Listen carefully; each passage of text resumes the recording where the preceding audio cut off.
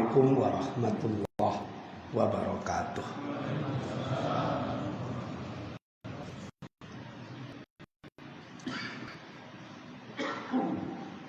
Alhamdulillahilladzi arsala rasulahu bil huda wa dinil haqq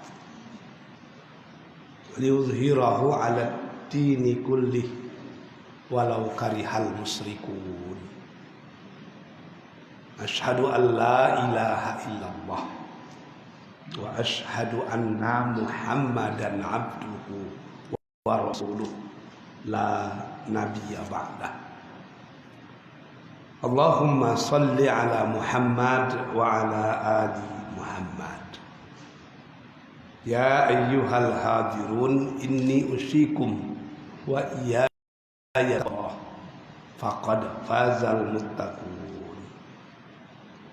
Qala Allah Ta'ala fil Qur'anil Karim. Syaitanir rajim. Bismillahirrahmanirrahim. Wallahu alladzi la ilaha illahu alimul ghaibi wasyahadah huwar rahmanir rahim. Wallahu alladzi la ilaha illahu al-malikul quddusus salamul mu'minul muhaiminul azizul jabbarul mutakabbir. Subhanallahi amma yusyrikun. Wallahul khaliqul bari'ul musawwiru lahul asma'ul husna. Yusabbihu lahu ma fis samawati wal ardh wa huwal azizul hakim. Bapak-bapak, ibu-ibu, hadirin dan hadirat yang dicintai Allah. Puja, puji dan syukur, tahmid, tasbih, tahlil dan takbir hanya wajar kita sanjungkan keharibaan Allah Rabbul Jalil. Sebab hanya karena kudrat, iradat dan inayatnya kita masih lagi diberi nikmat hidup.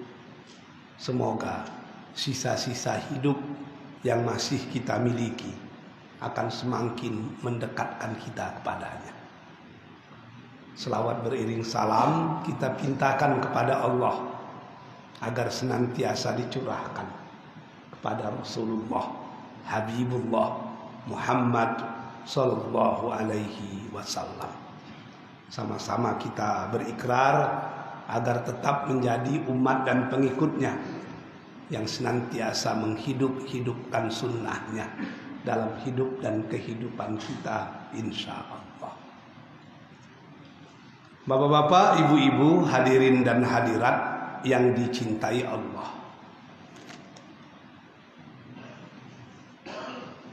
Ada beberapa tingkatan, beberapa stage, beberapa marhalah keyakinan manusia kepada Tuhannya. Rupanya percaya kepada Tuhan itu fitrah manusia. Tuhan di sini dalam arti kata spiritual being, believe in spiritual being, percaya kepada hal-hal yang sifatnya spiritual. Dulu manusia itu percaya kalau setiap benda-benda tertentu memiliki jiwa, memiliki ruh. Kalau bahasa kampung awak, ada penunggunya. Pokok kayu besar ada penunggunya. Batu besar ada penunggunya. Sungai ada penunggunya. Sehingga benda-benda itu dihormati. Ini yang kita kenal dengan animisme. Percaya dengan penunggu-penunggu itu, jiwa-jiwa itu. Lalu penunggu-penunggu tadi, jiwa-jiwa tadi itu memiliki kekuatan. Yang pertama, mereka percaya ada penunggunya itu. Di pantai selatan, daerah Yogyakarta ke ujung sana, itu penunggunya perempuan. Namanya Nyi Roro Kidul. Punya anak perempuan juga, namanya Nyi Blorong. Tapi tidak tahu kita siapa suaminya, sebab nikahnya tidak tercatat di KUA. Di Gunung Merapi ada juga penunggunya itu. Di Sungai Siak ada penunggunya, buaya putih. Diakui seperti itu. Di Gunung Merapi penunggunya si Kalamawi. Di Gunung Singgalang si Antak Tanah. Di Gunung Tandike si Cabiak Kapan. Yang di Gunung Merapi itu kadang-kadang dia menjelma menjadi si Pasan Putih. Nan di Gunung Singgalang menjadi Bingkaruang Hijau. Nan di Gunung Tandikan bisa menjadi Ulat Tadung. Saya heran. Dukun-dukun itu penelitiannya tentang hal-hal yang seperti itu lebih hebat dari profesor-profesor ahli penelitian. Hafal dia itu. Hafal. Sehingga kalau terjadi apa-apa, dia bisa memanggil-manggil penunggu itu. Minta tolong. Minta bantuan. Ingat saya dulu ketika saya masih sekolah di Tawalib Padang Panjang. Banyak kami yang sering mendaki Gunung Merapi, mendaki Gunung Singgalang itu. Kalau ada orang yang hilang, itu dukun-dukun di daerah Pandai Sike, di daerah apa itu bisa memanggil itu penunggu-penunggu. Lalu nanti akan diberitahu di mana sesatnya. Karena penunggu-penunggu itu dianggap memiliki kekuatan, bisa memudaratkan dan bisa memberi manfaat, maka dari animisme naiklah kepada dinamisme. Mereka punya very powerful, bisa melakukan apa saja, maka dihormati. Kalau di pantai selatan setiap tahun ada namanya sesajen laut. Dipotong kerbau, dagingnya dimakan rame-rame, kepalanya dihadiahkan kepada Nyi Roro Kidul. Kalau di kampung-kampung kita begitu juga itu. Orang yang mau cari rotan, cari macam-macam itu, sebelum masuk hutan itu minta izin itu. Datua, inya, nenek, cucu masuk ke dalam, tolong jangan diganggu. Kadang-kadang diambil gudang garam sebatang, diisap sedikit, dimasukkan kemenyan putih, di apinya itu, diisap 2-3 kali, diselipkan di ranting daun, di ranting kayu. Ditunggu sebentar. Ketika rokok tadi dia tinggal setengah, baru boleh masuk. Kenapa? Penunggunya sudah merokok. Ternyata penunggunya suka dengan gudang garam kretek, itu masalahnya. Begitulah model-modelnya itu. Sampai sekarang masih ada itu. Masih ada. Mau ke sungai menjala itu ada doa-doanya itu. Jadi dipercayai punya kekuatan. Yang punya kekuatan itu banyak. Di sungai ada penguasanya, di laut ada penguasanya, di angin ada penguasanya, di darat ada penguasanya, macam-macam itu. Karena banyak yang berkuasa itu disebut dengan politeisme, banyak. Tapi di antara yang banyak itu ada satu yang paling berkuasa. Ada satu yang paling berkuasa. Dialah dianggap sebagai the big boss. Ada dewa Siwa, dewa ini, dewa itu, dewa Indra. Bosnya siapa? Mahadewa. Ada bosnya, ada penguasanya. Tapi banyak penguasa yang lain. Itu disebut dengan henoteisme. Lalu ada lagi sistem kepercayaan yang menyatakan Tuhan itu cuma satu. Tapi satu itu bisa berkonsep macam-macam. Orang Kristen percaya Tuhan itu satu, ketuhanan yang Maha Esa. Tapi konsep ketuhanan yang Maha Esa itu digambarkan dalam bentuk Trinitas. Tuhan Bapa, Tuhan Anak, Ruhul Kudus. 3 in 1, 1 in 3. Orang Hindu percaya Tuhan itu satu. Tapi mereka kemas ketuhanan yang satu itu dalam bentuk Trimurti. Ada Brahma, ada Wisnu, ada Siwa. Orang Yahudi percaya dengan monoteisme itu. Tapi tetap juga mengakui kalau Uzair itu anak Allah. Jadi monoteisme itu percaya satu Tuhan, tapi konsepnya bisa macam-macam. Lalu Islam di mana? Apakah Islam itu monoteisme? Betul, tapi monoteismenya murni. Monoteisme murni itulah yang disebut dengan tauhid. Apa intinya? Asyhadu alla ilaha illallah. Aku bersaksi tidak ada Tuhan. Yang ada itu cuma Allah. Ini yang tauhid itu. Jadi tauhid bahagian dari monoteisme, tapi monoteisme itu bukan tauhid. Tauhid itu luar biasa, menafikan segala-galanya. Tidak ada konsep-konsep yang lain. Yang ada itu cuma Allah saja. Maka kalau monoteisme dipahami seperti orang memahami sekarang, monoteisme itu pun bisa menjadi syirik. Yang betul-betul bersih itu sesungguhnya adalah tauhid. Dari mana kita tahu nama Tuhan kita itu Allah? Dari mana itu? Jawabannya dari Allah sendiri. Dari Allah sendiri. Maka betul itu kata orang sufi itu. Arabtu rabbi bi rabbi falaula rabbi ma arabtu rabbi. Aku kenal Tuhan karena Tuhan.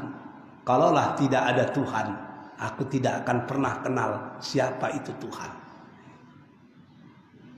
Ahli-ahli filsafat dahulu mencari-cari Tuhan juga.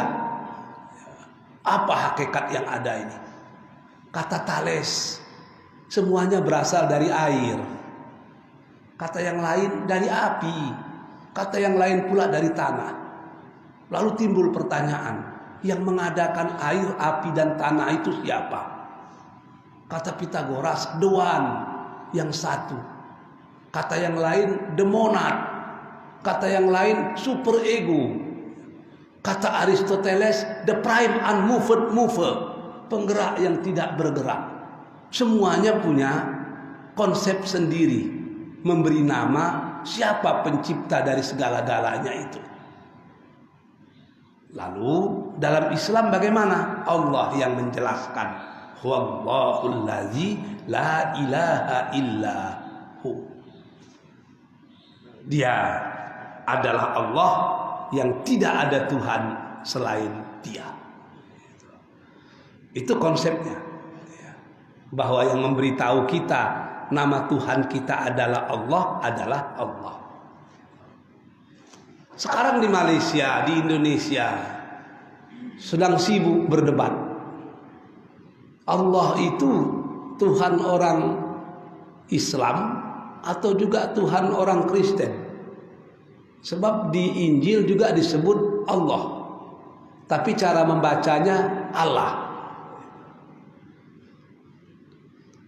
Di Malaysia juga gitu, dulu disebut dengan Tuhan. Tapi dalam terjemahan Bible yang baru sekarang disebut dengan Allah.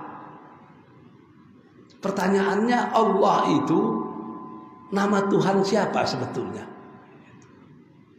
Apa betul Tuhan kalau diterjemahkan ke dalam bahasa Arab jadi Allah? Ternyata tidak. Allah itu bahasa Arab. Dan dia hanya diperuntukkan untuk orang Islam. Kok demikian? Penggunaan Allah di kitab-kitab tertentu yang lain itu sekurang-kurangnya mengaburkan makna Allah itu sendiri. Apa tidak boleh orang agama lain menyebut Allah? Menurut saya tidak. Kenapa? Sebab setiap agama itu kalimat Tuhannya harus kembali ke bahasa asli dari agama tersebut. Islam bahasa Arab, nama Tuhannya apa? Allah. Allah itu bahasa Arab, betul. Injil itu bahasa Ibrani. Tuhannya harus disesuaikan dengan bahasa asalnya. Kalau bahasa Yahudi kunonya, Tuhan itu apa? Il. Makanya gelar dari Nabi Yakub itu adalah Israel. Isra artinya hamba, Il artinya Allah. Jadi Israel artinya Abdullah. Allah dalam bahasa Arab, Il dalam bahasa Yahudi lama. Kalau dalam bahasa Latin, kalaupun Bible itu ditulis dalam bahasa Latin, maka Tuhan itu tidak Allah.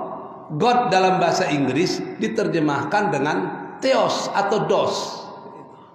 Seharusnya mereka menerjemahkan kata-kata Tuhan itu kalau mau merujuk ke bahasa Israel kuno, Il, atau ke dalam bahasa Latin Theos atau Dos, tidak ke dalam bahasa Arab menjadi Allah.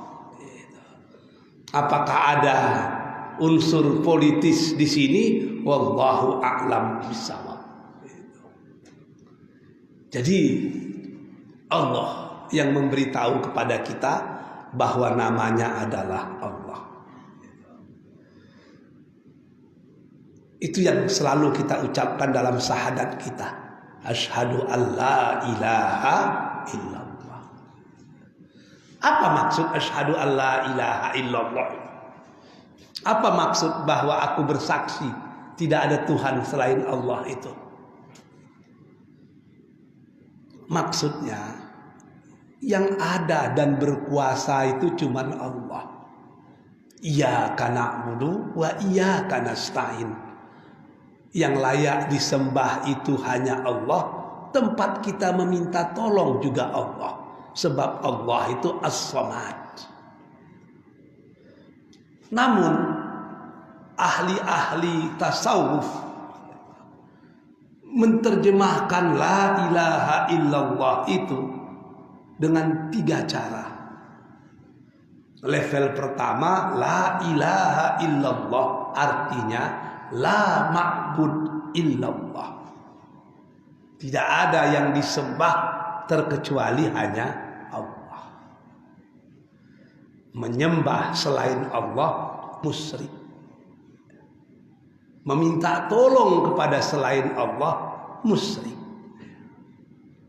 Tempat menyembah dan tempat meminta tolong itu hanya Allah. Musyrik itu menganggap ada sesuatu yang selevel dengan Allah, lalu dia meminta-minta, bermohon-mohon kepada sesuatu itu. Itu yang musyrik itu. Dan itu banyak dilakukan manusia. Ini yang dikatakan Allah dalam Al-Quran. Wa minan nas mayyattakhidhu min dunillahi andada yuhibbunahum kahubbillah. Ada di antara manusia yang coba-coba mengambil backing, mengambil penolong selain Allah. yuhibbunahum kahubbillah, dicintainya backingnya itu, dicintainya penolongnya itu seperti dia mencintai Allah. Wallazina amanu, padahal orang yang beriman itu asyaddu hubban lillah, cintanya itu tulus kudus hanya kepada Allah. Jadi hati-hati dengan syirik. Sebab kalau dosa-dosa lain kita istighfar, kita minta ampun, selesai itu. Kalau kita ikhlas bertaubat. Tapi kalau dosa syirik, hati-hati. Sebab Allah sendiri menyatakan Allah mengampunkan dosa-dosa yang lain terkecuali orang yang syirik kepadanya. Kenapa dosa syirik itu tidak diampunkan Allah? Seperti yang pernah kita ulang-ulang dahulu. Syirik itu melecehkan Allah. Syirik itu mencemehkan Allah. Menduakan Allah, padahal Allah tidak mungkin diduakan. Ibu-ibu sudah menikah dengan suami ibu-ibu. Ada yang sudah menikah 20 tahun. Sudah menikah 30 tahun, 40 tahun. Ada bahkan yang sudah menikah 50 tahun. Sudah lama kita kenal dengan suami kita. Tahu kita perangai baik dan perangai buruknya. Tidak ada lagi sekat antara kita dengan suami. Kita sudah tempuh hidup dengan suami itu dalam suka dan duka. Ketika mula-mula menikah, kita tidak punya apa-apa. Hidup dengan suami yang kita cintai. Waktu itu suami kita jadi kontraktor. Maksud kontraktor di sini di mana tinggal ngontrak, itu masalah. Oh, sedih waktu itu. Kais pagi dapat pagi, kais petang dapat petang. Tapi karena cinta kita bisa bertahan. Sekarang hidup sudah senang, ada rumah sendiri, penghasilan sudah mencukupi. Sudah oke. Sudah 10, 20 bahkan 30 tahun menikah. Dengan tiba-tiba setelah lama menempuh kesusahan kehidupan, ketika ibu-ibu ingin sholat tahajud malam, bangun jam 3 pagi, kita berwudu. Setelah berwudu kita cari sajadah. Ketika kita akan sholat, terdengar kalau suami kita mengigau, dipanggil-panggilnya nama perempuan lain. Bagaimana perasaan ibu-ibu itu? Bagaimana perasaan ibu-ibu itu? Saya yakin besok pagi ketika ibu-ibu akan memberikan kopi kepada suami ibu-ibu, pasti ibu-ibu masukkan sianida ke dalam kopi. Kenapa kita marah? Laki-laki yang kita cintai dengan sepenuh hati kita, laki-laki yang kita cintai dengan sepenuh jiwa kita, ternyata menyimpan dusta. Di balik rindu ada dusta. Marah kita itu. Kalau ibu selaku manusia diduakan marah, coba kita bayangkan Allah yang menciptakan kita, memberi rezeki kepada kita, kita duakan Allah, kita cari yang lain selain Allah. Wajar nggak Allah itu marah? Wajar. Itu maka syirik itu tidak akan diampunkan oleh Allah karena dicemehkannya Allah, dilecehkannya Allah. Jadi konsep yang pertama itu la ma'bud illallah. Tidak ada yang layak disembah terkecuali hanya Allah. Sebab memang dia yang layak disembah. Kalau kita lihat itu ya, proses Nabi Ibrahim mencari Tuhan itu luar biasa. Dia ingin membuktikan secara empiris dan secara rasional, ada enggak Tuhan itu? Bagaimana Tuhan bisa menghidupkan yang mati dan mematikan yang hidup? Lalu menghidupkan yang mati, lalu menghidupkan yang mati itu kembali. Yang hidup dimatikan, yang mati dihidupkan. Bagaimana itu? Apa betul Tuhan ini berkuasa? Dia ngomong dengan Tuhan. Tuhan, kata Nabi Ibrahim itu, saya ingin membuktikan apakah engkau berkuasa itu. Tuhan marah. Apa kau tidak percaya? Percaya. Tapi ingin agar hatiku tidak bertanya-tanya lagi. Rupanya di samping kekuatan iman, perlu juga scientific proof, pembuktian keilmuan. Oke, kata Tuhan, tangkap 4 ekor burung itu, potong, cincang-cincang halus-halus, satukan cincangannya itu, letakkan di 3 atau di 4 bukit. Lalu sekarang panggil burung tadi. Nabi Ibrahim ambil burung, dipotong, dicincang, disatukan, dionggokkan ke 3 bukit itu. Nah, sekarang kata Allah, panggil balik burung itu. Dipanggil, datang burung itu. Kata Tuhan, menciptakan yang tidak ada aku bisa, apalagi menciptakan yang sudah ada. Senang hati Nabi Ibrahim itu. Di sini kita lihat iman itu sangat penting. Tapi iman itu akan lebih kokoh jika di backup dengan keilmuan. Dan Nabi Ibrahim ini terlalu banyak itu. Ceritanya bercerita tentang proses pentauhidan itu. Ketika dia galau, masih kecil itu, galau. Siapa Tuhan sebetulnya ini? Malam-malam dia bermenung-menung. Siapa Tuhan? Siapa Tuhan? Tengoknya ke langit. Wah, bintang gemintang indah berkelap-kelip. Mungkin inilah Tuhan. Dia pun tersenyum-tersenyum. Tidak lama kemudian muncul pula bulan yang lebih bercahaya. Kata Ibrahim, oh ini Tuhan, lebih besar, lebih hebat. Yang tadi itu bukan Tuhan. Tengoknya sampai pagi. Pagi datang, bulan hilang, matahari muncul. Kata Ibrahim, oh ini dia Tuhan itu. Lebih terang dari yang tadi. Lebih panas, lebih hebat. Malam tiba, matahari pun lenyap. Muncul bintang, muncul bulan. Ibrahim memberikan konklusi. Pasti semua itu bukan Tuhan. Tidak mungkin ada Tuhan yang sebentar-bentar terbit dan sebentar-bentar tenggelam. Tuhanku yang tidak terbit, yang tidak tenggelam. Tapi Tuhanku adalah yang menciptakan semua yang terbit dan yang menciptakan semua yang tenggelam. Jadi prosesnya itu cantik sekali itu. Membuktikan akan keberadaan Allah.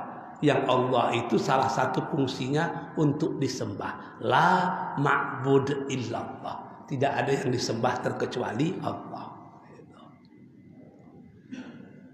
Yang kedua, ahli-ahli sufi menyatakan maksud dari la ilaha illallah itu adalah la matlub illallah. Tidak ada yang dicari itu terkecuali keredaan Allah. Kalau sampai di sini aman kita semua. Ada yang menjadi kontraktor, ya itu cuma pekerjaan. Tujuannya apa? Mencari keredaan Allah. Ada yang jadi dokter, itu cuma pekerjaan. Tapi tujuan akhir kita apa? Mardhatillah, mencari keredaan Allah. Ada yang jadi ulama, jadi ustadz, seperti Ustadz Abu Zahra.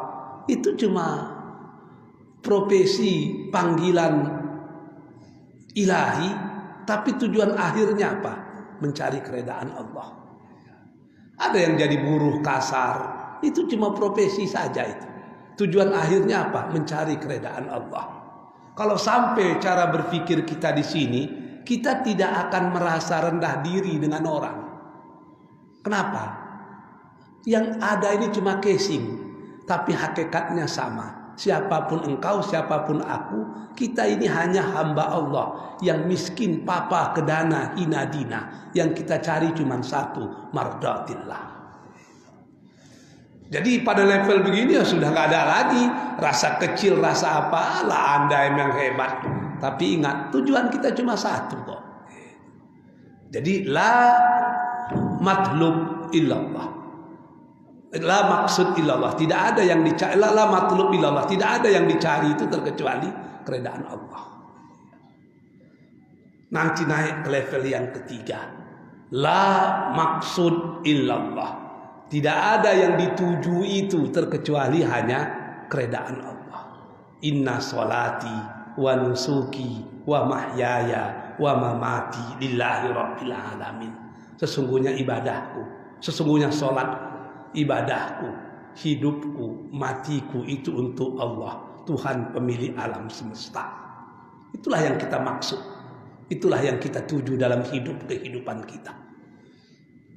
Nanti kata ahli-ahli sufi, akan sampailah kita pada level yang paling tinggi. La ilaha illallah itu artinya la maujud illallah. Tidak ada yang ada itu terkecuali yang ada itu cuman Allah. Yang kita miliki ini kan sementara ini. Sementara. Siapa orang paling kaya di sini? Ketika dia lahir ada harta di bawahnya? Tidak ada. Susah, mula-mula susah. Naik diberikan Allah rezeki, diberikan Allah rezeki. Ingat, kalau kita tidak berpisah dengan rezeki itu juga akan berpisah dari kita. Antara dua saja itu. Kita yang meninggalkan rezeki harta atau harta yang meninggalkan kita. Kalau kita meninggalkan harta, kita dulu meninggal dunia. Kalau harta yang meninggalkan kita, kita bangkrut sebelum meninggal dunia. Ada orang yang abadi dengan hartanya? Tidak. Saya baca di internet itu, ada seorang putra bangsawan Arab itu naik mobil mewah Ferrari, belanggar, koma, belanggar, kecelakaan besar, koma. Udah 9 tahun komanya. 9 tahun komanya. Karena ayahnya orang kaya raya di Arab sana, maka dilarangnya dokter mencabut ventilator itu, alat-alat bantu itu dilarang. Sudah 9 tahun tetap dipasang. Kalaulah ada orang yang bisa menyadarkan anaknya itu, berapapun dibayarnya. Tapi 9 tahun sampai sekarang anak itu tidak sadar-sadar juga. Masih tetap menggunakan bantuan. Pertanyaannya, ternyata ada di dunia ini yang tidak bisa kita beli dengan uang. Ada di dunia ini yang tidak bisa kita pengaruhi dengan kekuasaan. Dia anak bangsawan hebat, seorang pangeran di Arab, kekayaannya luar biasa. Untuk menyadarkan anak dari koma, dia tidak mampu. Ketika saya baca itu, lama saya tertegun. Ternyata di hadapan Allah kita bukan apa-apa dan kita bukan siapa-siapa. Kecil kita ini. Jadi la maujud illallah. Tidak ada yang ada itu. Sesungguhnya yang ada itu cuma Allah. Makanya orang-orang sufi itu kadang-kadang aneh-aneh itu. Sampai-sampai ada orang sufi ketika dia berpakaian, orang bertanya, siapa yang dalam pakaianmu? Dia menjawab, laisa fi jubbati illallah. Tidak ada dalam pakaianku ini terkecuali hanya Allah. Ketika dia di rumah ditanya orang, man dahil, man fid dahil, siapa di dalam? Dia menjawab, la ahadan fid dahil illallah. Tidak seorang pun yang ada dalam rumahku ini terkecuali hanya Allah. Orang menyalahkan dia, tapi Hamka membela. Kata Hamka, jangan dipahami secara tekstual. Orang seperti itu sudah menganggap dia tidak ada, kecil dia, tidak berharga dia di hadapan Allah. Lenyap dirinya ketika melihat kekuasaan Allah. Itu yang disebut dengan fana. Maka ketika dia sudah menganggap dirinya lenyap, yang tinggal cuma Allah. Itulah yang disebut dengan baqa. maka kata-kata seperti itu merupakan kata-kata orang mabuk. Mabuk dalam mencintai Allah. Kalau kata-kata orang mabuk dalam cinta itu tidak bisa dilogikakan, tidak bisa dilogikakan. Sama dengan kita waktu muda-muda dulu, belum ada SMS, belum ada WA, itu informasi kita sampaikan melalui apa itu? Surat. Ketika bapak-bapak dan ibu-ibu menulis surat dulu, bapak-bapak dan ibu-ibu kan menjadi sastrawan dadakan semua. Oh, luar biasa indahnya kita menulis itu. Mula-mula saja sudah berpantun itu. Bandung dulu baru Jakarta, senyum dulu baru dibaca. Oh, macam-macam itu. Setiap malam ketika kulihat rembulan, di sana ada wajahmu. Kulihat di lautan, seakan-akan kau menghimbau aku. Di mana pula ada seperti itu. Tapi itulah bahasa orang jatuh cinta. Bahasa yang tidak bisa dipahami secara logika. Begitulah bahasa para sufi. Sebab sufi itu orang yang kemaruk, orang yang jatuh cinta kepada Tuhannya. Lalu pengungkapannya dengan cara yang macam-macam. Makanya sufi yang betul itu tidak boleh keluar dari ruhus syariah, tidak boleh keluar dari Al-Quran dan Sunnah. Begitu keluar dia justru bisa berbahaya, akan liar. Kalau sudah liar tentu bisa menjadi sesat dan menyesatkan. Jadi bapak-bapak dan ibu-ibu yang dicintai Allah, kita tahu siapa Tuhan kita karena Tuhan kita. Karena Allah lah yang mengajarkan kepada kita bahwa nama Tuhan itu adalah Allah. Wallahul ladzi la ilaha illa huwa. Siapa Allah itu? Al-Malik. Wallahul ladzi la ilaha illa huwa. Wallahul ladzi la ilaha illa huwa. Alimul ghaib. Alimul ghaib. Kita itu alimul ghaib. Dia itu mengetahui yang gaib. Apa itu yang gaib? Yang gaib itu sesuatu yang tidak mungkin dilacak oleh panca indera. Sesuatu yang tak mungkin dipikirkan oleh rasio. Kalau masih bisa dipikirkan oleh rasio, masih bisa dinalar oleh akal, maka itu bukan gaib. Gaib itu sesuatu yang memang tidak mungkin akal sampai ke sana. Apa contohnya? Kehidupan setelah mati. Siapa yang tahu bagaimana kehidupan setelah mati itu? Tidak ada. Bagaimana kita dalam kubur nanti? Itu tidak ada itu. Kalau dimasukkan pun CCTV ke dalam kubur, tidak nampak itu. Yang nampak cuma mayat saja itu. Proses di dalam kita tidak nampak. Sebab dia gaib. Gaib itu. Percaya kita dengan azab kubur itu? Percaya. Kenapa? Karena Rasul menyatakan azab kubur itu ada. Kan gaib betul. Tapi salah satu ciri-ciri orang beriman, alladzina yu'minuna bil gaib. Gaib itu bukan untuk difikirkan, gaib itu untuk diimani.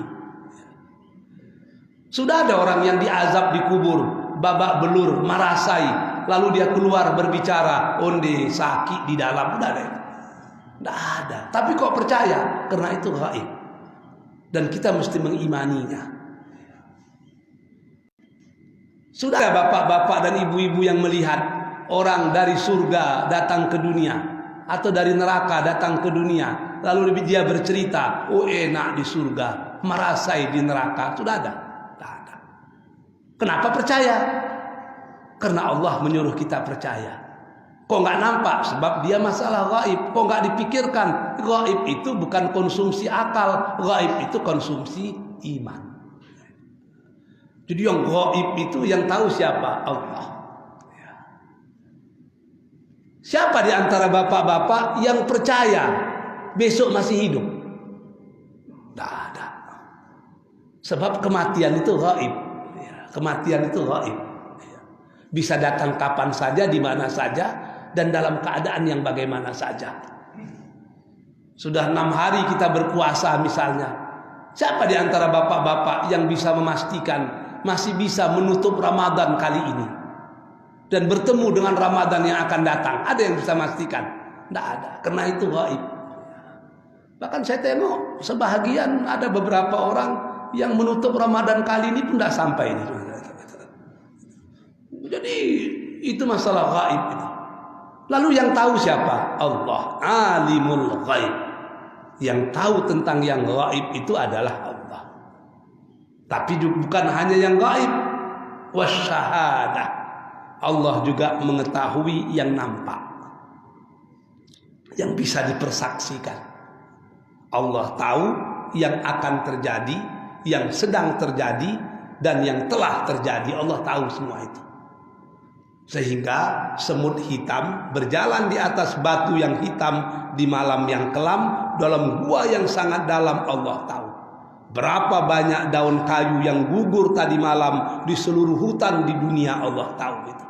Karena Allah alimul ghaib wasyahadah.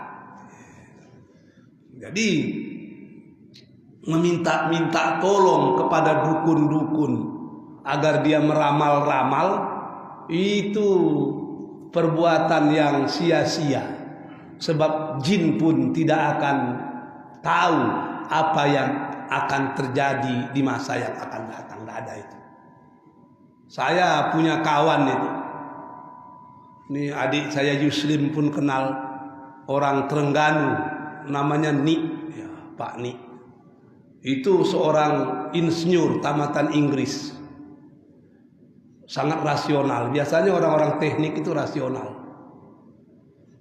Lalu karena dia aktif di dunia sepak bola, dilantik orang dia jadi pengurus Persatuan Sepak Bola Terengganu. Kalau kita di Pekanbaru PSPS lah, PSPS dilantik. Karena diminta dia maulah. Mau. Orang yang sangat rasional seperti dia, tamatan Inggris, teknik sivil, ya. Jadi ketua perhimpunan sepak bola provinsi, diharapkan kan bisa berpikir rasional itu. Ketika main bola mau final, orang bilang ini klub lawan itu punya dukun, kita juga harus cari dukun. Akhirnya dia pun pergi ke Thailand, dicari Sami Buddha yang paling hebat konon kabarnya, bagaimana supaya klub provinsi dia, klub Terengganu itu bisa menang. Dia cerita dengan saya betapa bodohnya saya di zaman jahiliyah dulu. Dukun itu, Sami Buddha itu bilang, oke, saya akan tolong. Nanti klub Anda bisa menang, tapi ada syaratnya. Apa itu? Besok mau bertanding malam jam 12 malam, Anda harus datang ke lapangan tempat permainan itu. Apa yang harus dilakukan? Anda lari keliling lapangan itu telanjang bulat. Jadi saya tanya, ini lakukan? Iya, saya lakukan, katanya. Orang rasional macam dia, ketika ingin betul-betul menang, dibuatnya. Malam tepat jam 12 dibayar pula polisi supaya boleh masuk ke lapangan itu. Sampai ke dalam lapangan, buka baju, buka celana semuanya, lari keliling lapangan tepat jam 12. Saya katakan, menang, kalah, kata Tuhan. Terlalu percaya dengan hal-hal yang seperti itu. Padahal yang memenangkan dan mengalahkan itu usaha kita, tapi takdirnya itu sudah ditetapkan oleh Allah.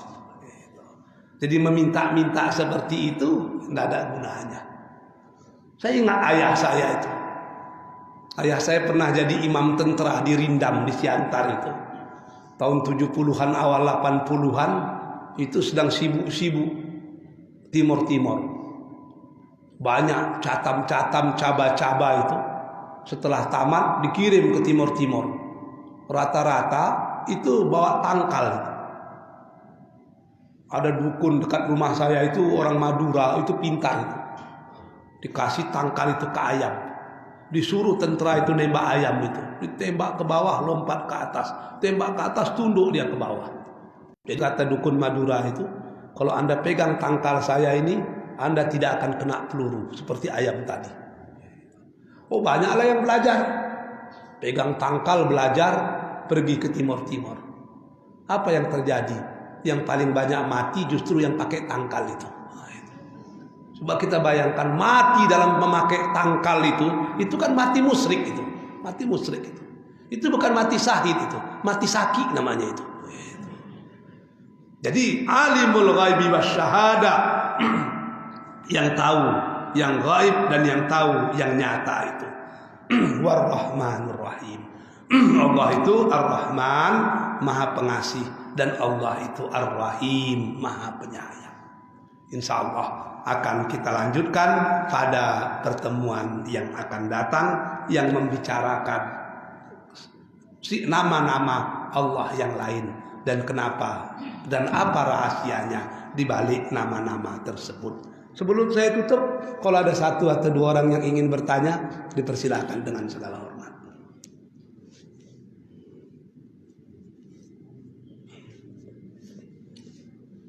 Masjid kita makin bagus, jemaah banyak, tapi pengurus makin sampili. Amba tengok, lapane awak ceramah ndak diagih jo minum, macam mana caranya? Wah. Silakan, ada yang apa? Ibu-ibu.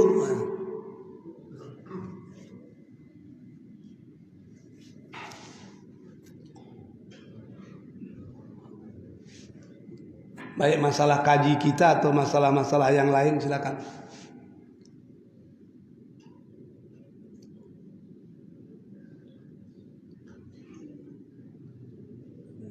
Karena sangat paham, saya rasa cukup sekian. Ada, oh silakan Pak. Kita punya mic.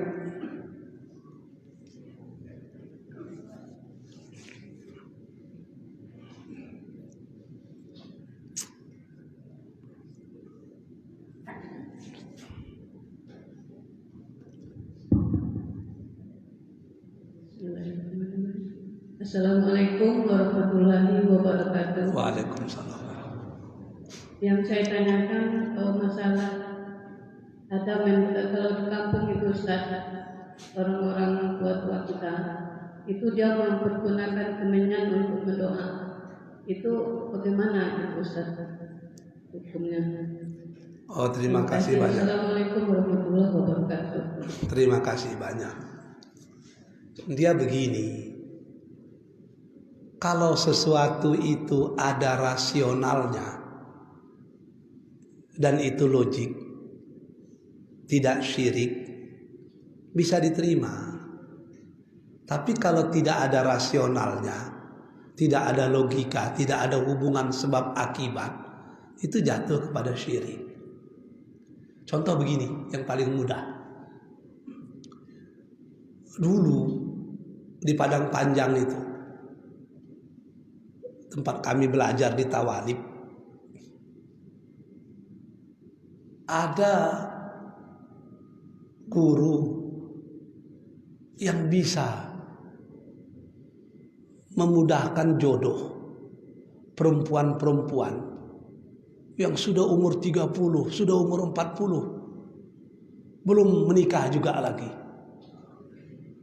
Menurut falsafah adat Minangkabau, dalam kondisi seperti itu, harta pusaka boleh digadaikan. So, harta pusaka tinggi itu hanya boleh digadaikan dalam kondisi tertentu. Rumah gadang nan katirisan, rumah gadang rusak, itu. Mayat yang belum diurus, diantaranya satu lagi anak gadis yang sudah tua tapi belum menikah. Itu aib itu. Harus dicarikan suaminya. Jadi dia itu pintar itu. Suatu hari orang datang ke rumahnya. Ya minta tolong. Ini anak gadis kami udah 40 tahun ini. Belum juga dapat jodohnya.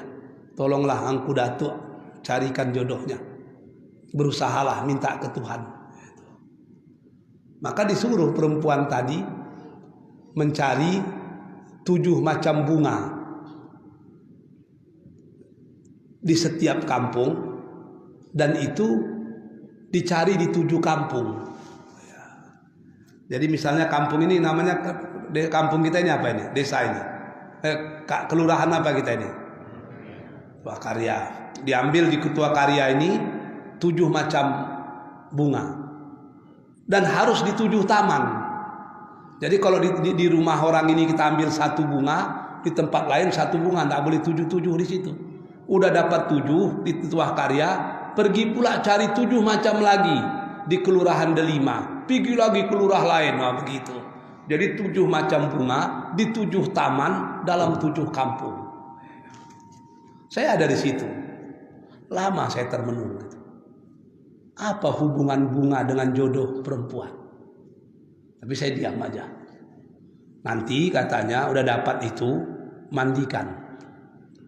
Sudah dimandikan, sholatlah kepada Allah, berdoa agar mudah jodoh. Saya debat guru tadi, walaupun udah tua dia. Kalau saya ingat sekarang malu saya. Buya mengajar kami tauhid, tidak boleh meminta selain kepada Allah. Tapi apa hubungan perempuan dengan jodoh perempuan dengan bunga, dengan mandi kembang itu apa hubungannya? Kan musyrik itu. Oh, dia orang tua yang bijaksana. Dia diam aja. Musyrik itu Pak. Saya bilang, tidak ada hubungan bunga, mandi malam, mandi kembang dengan jodoh perempuan, tidak ada itu. Dia diam aja. Ketika saya mulai udah tamat belajar, dipanggilnya. Dulu Waang kan ngecek iko musyrik, tidak ada hubungan bunga dengan jodoh orang betino. Kini Dek Waang lah tamat, ambo ceritakan rahasianya. Gitu. Karena kau mau tamat, biar ku ceritakan rahasianya. Apa itu? Tidak ada hubungan antara bunga dengan jodoh perempuan, tidak ada. Jodoh itu kita minta ke Tuhan. Lalu ngapain Bapak suruh dia mencari 7 macam bunga di 7 taman dalam 7 kampung? Sehingga harus pergi ke 7 kelurahan, ke 7 desa, dan mencari 7 macam bunga di 7 taman pula. Artinya rumah yang berbeda-beda. Kan membuat letih aja itu. Udah itu disuruh pula mandi. Ngapain? Dijawabnya, saya kan guru tauhid, kan tahulah saya mana yang salah, mana yang enggak. Kenapa perempuan tadi saya suruh mencari 7 macam bunga di 7 taman dalam 7 kampung? Tidak ada hubungannya itu. Tapi tujuannya agar perempuan ini berjalan keliling-keliling 7 kampung. Berjalan gitu. Ya kenapa harus bunga, saya bilang? Karena perempuan suka bunga. Tidak mungkin disuruh cari batu cincin, kan itu masalahnya kan. Untuk berjalan. Manalah tahu di 7 kampung dia berjalan itu ada laki-laki yang baru kematian istri. Ada laki-laki yang masuk dalam persatuan bujang lapuk misalnya. Kan ketemu katanya. Itu tujuannya katanya. Oh gitu. Kok harus dibawa mandi? Udah capek-capek dia cari bunga, dibuangkan mubazir, dimandikan sajalah. Minimal malam itu dia tidak perlu pakai parfum katanya. Logik dah itu. Logik, bukan bunganya yang penting, tapi kelilingnya itu. Kalau gitu syirik dah itu. Nah, di situ. Kemenyan juga demikian. Kalau kemenyan itu digunakan untuk manggil jin, manggil jembalang, manggil mambang. Mambang itu kan jin itu kan. Kalau kita nengok film Piramli itu, mambang tanah, mambang angin, mambang api, itu nama jin. Saya tengok di kamus Melayu, mambang itu panggilan orang Melayu dulu terhadap jin, namanya mambang. Satu-satunya mambang yang tidak jin itu cuma mambang mit, masalahnya. Ketika saya sebut dengan dia, ketawa dia waktu itu. Jadi kalau tujuannya kemenyan itu memanggil jin, itu memang syirik lah. Gitu. Tapi kalau tujuannya pengharum ruangan, macam apa namanya itu, bohor apa saya namanya, bohor apa itu, yang Arab punya itu. Saya tengok di Masjid Raya, di Masjid Agung itu, kalau mau tarawih diapakan itu, dihidupkan, gitu, sehingga harum ruangan itu kan, mati kuman-kuman itu. Andai kata tidak ada urusannya dengan yang jin yang apa-apa itu tidak ada masalah. Bahkan saya selalu dulu pakai kemenyan itu. Kita di pondok di Tawalip itu dulu sering kena penyakit kulit, gatal-gatal itu. Capek ngobatinya di dunia kedokteran, payah sembuh itu. Maka ilmu terakhirnya apa? Masuk dalam kain sarung, dikasih bara api di bawah kita duduk itu, dimasukkan kemenyan, sehingga kita begini begitu sampai berpeluh itu. Ternyata tujuan kemenyan itu bukan manggil jin, tapi menjadi antiseptik. Nah, gitu.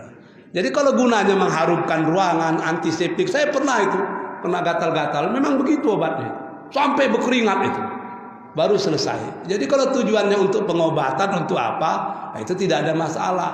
Tapi kalau tujuannya hal-hal yang sifatnya manggil jin, itu memang syirik lah. Gitu.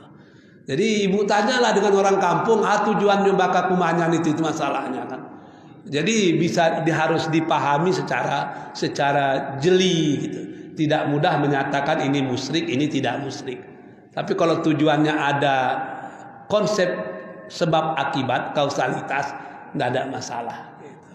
Bahkan ternyata kemenyan itu sangat bagus untuk membunuh kuman yang ada di ruangan. Kalau ruangan kita lama ditinggalkan, hidupkan kemenyan itu apa itu? Cuman kan kalau karena mindset perdukunan, setiap yang ada kemenyan itu kita anggap macam-macam, kan itu masalahnya. Padahal banyak sekali guna kemenyan itu yang lain. Tapi jangan dikaitkan dengan unsur-unsur yang tadi itu gitu. Jin apa itu ya salah itu. Ada yang lain?